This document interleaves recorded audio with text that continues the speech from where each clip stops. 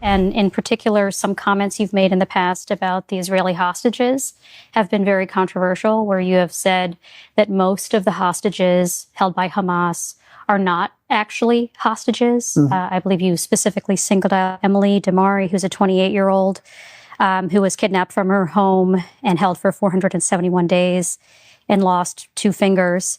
I'm just wondering, is there anything you want to clarify about those comments? First of all, I did not question her status as a hostage, as a hostage because she's a hostage, but because what other Palestinians who were kidnapped. I mean, I don't want to name people, but I have people in my family who were kidnapped from checkpoints, from schools, from shelters, and they are named prisoners. So my question was, why should Emily and other hostages be named hostages while my loved ones should be named prisoners? So that was the question. I've never denied anyone suffering. I know that everyone is suffering, Israelis and Palestinians. But why are our sufferings not acknowledged? Why are we called terrorists? Why are we called prisoners of war? While the Israelis who were kidnapped from Israel are named hostage. Does this...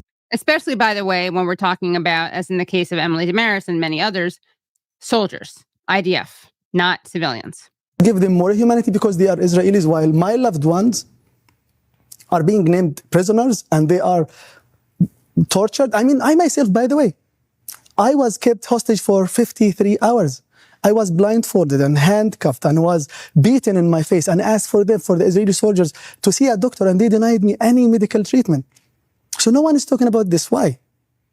Well, don't worry, guys, because this woman, Rampal, is a lot of humanity. And as you're going to see, she's going to immediately apologize and pivot and say, thank you so much for sharing. And I'm sorry for asking such a victim-blaming question.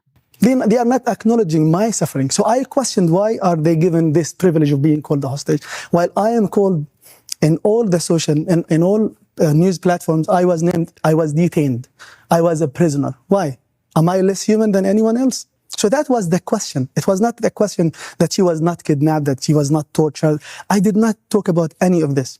Well, you did criticize some Western outlets. Okay, besides what she's saying, her affect is so annoying and she's so condescending. Well, you did. It's for humanizing the hostages. Because we are not humanized. Well, I guess my question to you is, wouldn't the better approach to be to humanize everyone, to treat all humans? That's what he's doing. That's what he's doing. Right.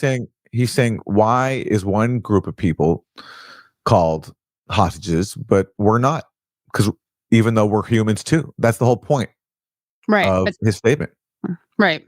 But you're not allowed to do that because you're not allowed to point out that the humanity of Palestinians in any way that does anything that would ever shift any of the focus away from someone who lost 2 fingers.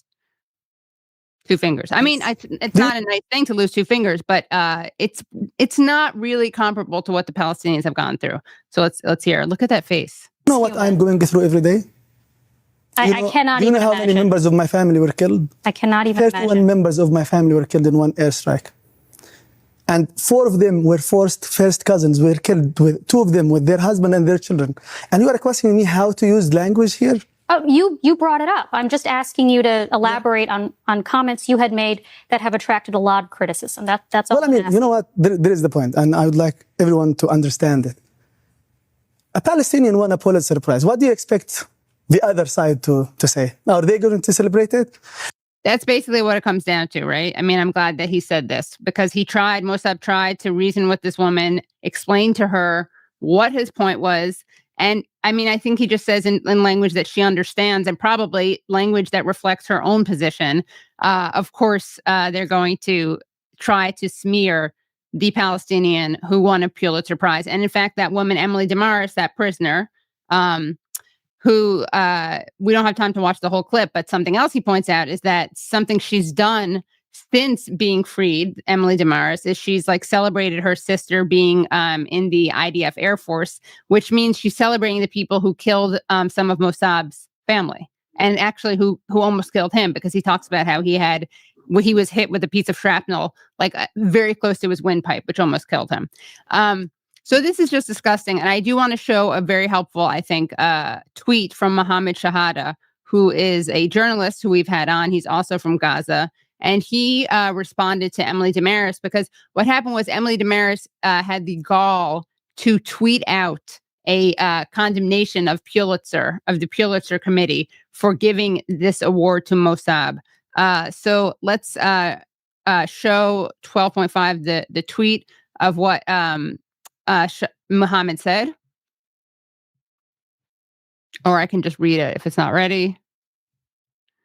He said, "Dear Emily, Mossab never denied your captivity. He simply pointed out that you were both previously uniformed soldiers. He was questioning the hypocrisy of calling Israelis hostages while calling Palestinian doctors kidnapped by the IDF prisoners. This doesn't mean belittling or denying your experience, but rather condemning the systematic denial of our people's experience. Why are you going after a young man whose family the IDF slaughtered in the dozens, whose home Israel bombed, and who was himself kidnapped by the Israeli army?" Which I think is a great way of putting it. So, yeah. That's how the media treats Palestinians. Congratulations to Mossab Abu Toha. And he said, he can't even celebrate this amazing win, this Pulitzer win, because the genocide is still ongoing. So I hope he'll have the chance to celebrate soon. And I just saw a picture actually where he was joined by the legendary director Martin Scorsese for a little celebratory dinner. So at least he's had some moments to bask in this well-deserved victory. He's an incredible writer. I had the pleasure of meeting him recently and hearing him read some of his poetry. Yeah. It's very powerful, so very well-deserved, and congratulations to him. Yeah, definitely. And check out and we should actually re-release that interview we did with him. Just to, to help and celebrate him and congratulate him. So it's just horrible. And I'm actually very impressed with Mossab just for being able to keep his cool, because I don't think I could while being questioned by this woman. Hey, thank you so much for watching the video. Please like, please comment, please share, please subscribe to Risky Edges and turn on bell notifications. Please support independent media. Thank you.